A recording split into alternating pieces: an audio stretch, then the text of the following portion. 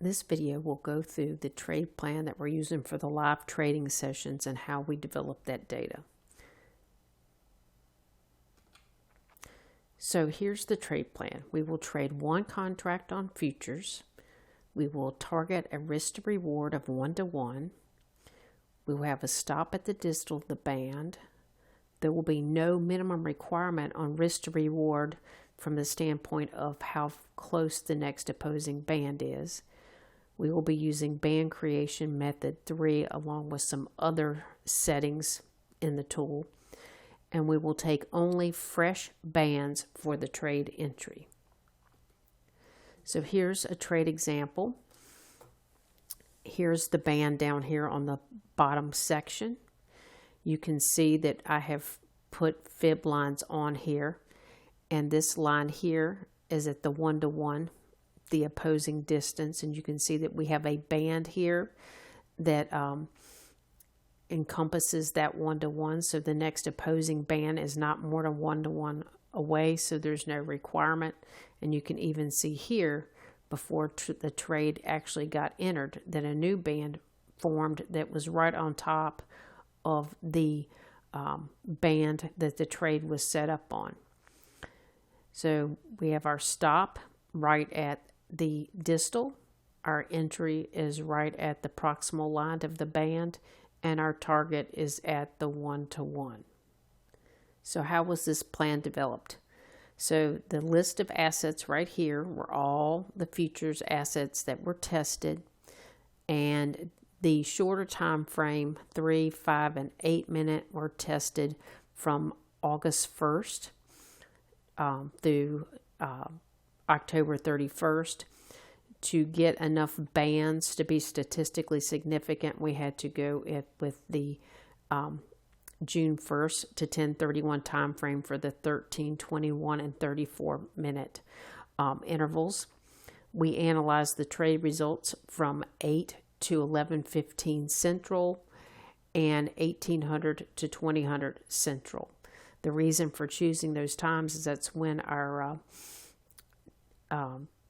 users said that they could attend a live trade session, so that's the reason we chose those times. No magic there. When we did the testing, the requirement for the backtest time frame was that the P&L for the asset in the interval has to be positive. The average return per trade had to be 475 or greater. That's because we want to make sure that with commissions and stuff, you wouldn't be in negative territory, and that there had to be at least 30 trades in the trade hours tested, because that's a statistically significant number. Anything less than that, you really don't know if your trade plan for that asset and interval would be viable. So let me show you. This is the data that was collected. And you can see that I have each of the assets listed here, and they all have the different intervals. So if we sort here, you can see. Here's an example of the 3-minute interval. And here's the testing of the morning hours, and here's the testing of the afternoon hours. Anything that did not result in a positive P&L for the time frame tested, I did not collect any additional data. If it did have a positive result and passed for that time frame, I did go on and evaluate what was the best risk reward we could possibly get on a second contract, knowing that we wouldn't want that second contract to be stopped out more than 70% of the time before it hit the target. And as we did that, some interesting findings came out. Let me just hit this here. So for the morning hours, let me show you all the assets that passed. And so here's the assets and intervals, and as you can see, sometimes an asset was profitable on more than one interval. An example here is the 10-year. And so I just chose the most profitable one to move forward and to forward test with the strategy. And you can also see that the best risk to reward was 2. So in other words, if you were going to do a second contract, setting that at 2 would have given you the best success of hitting that second contract. And like I said, I was looking at around trying to stay around not having more than 30% of the time. You want to be successful 30% of the time. So that means 70% of the time you're actually getting stopped out on that second contract, which obviously can really eat up your profits. And then let me show you for the evening hours what we look like here. Interestingly enough, the evening hours gave us a much larger population of potential candidates. And you can see here, as you look down through the list, we did have some repeat at different intervals. Ultimately, the one thing I found with the, in particular with the evening asset, is using a higher interval time provided us with the best results. And so what I did is I initially took the data and walked it forward in time from November 1st to the 3rd of January. And this is the results I got walking forward. And you can see the average per trade. You had an average loss on natural gas, and you were positive on the euro and ES. So for that time frame, your net return would have been 1606. Commissions are not included in those numbers. And then if we look at the ones in the evening, these are the assets that I ended up down selecting to based on the requirement. Both the AM and the PM, I had a requirement that you wanted at least an average of 475 per trade in the initial analysis in order to move forward.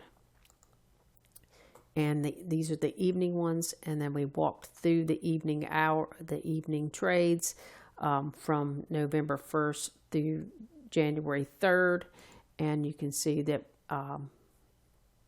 there was no commissions in this number either, so you'd be $2,000 up.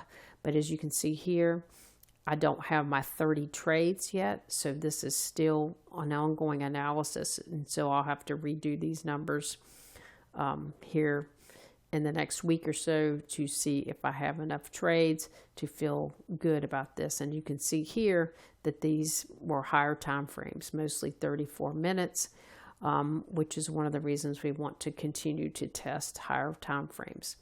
And you may ask about why I chose the intervals I did, and that's because I like fibs, and so I used fib numbers. So let's go back here. So the other thing, as I looked at the different assets, when I looked at putting a requirement on where the next opposing band was, if I put a requirement that the next opposing band be 1-to-1 or 2-to-1 or 3-to-1, I always found it reduced profits. Found out that the evening hours produce more profit per trade than the morning hours. And then, of course, typically you can see that when I did the testing for the longer time frames, the one thing we saw, and I didn't show you this for the evening, but when I walked through, most of the time, 2-to-1, if you're trying to keep, if you want 30% or not to lose more than 70% of the time on the second target, you have to go for 2-to-1. In some cases, you can get to 3-to-1 with the higher time frames, but just some interesting data for people who are trying to hold trades. So unless you're doing something to trail your stop, just leaving your stop in place at the distal of the band and trying to achieve greater returns, we didn't see that ended up being viable for these settings.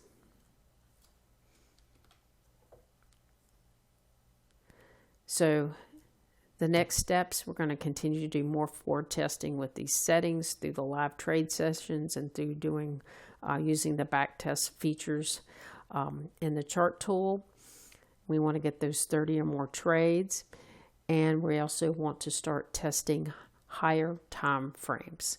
So this gives you a quick overview of what we're going to be, of the plan we're going to use in the live trading session, so you can understand that.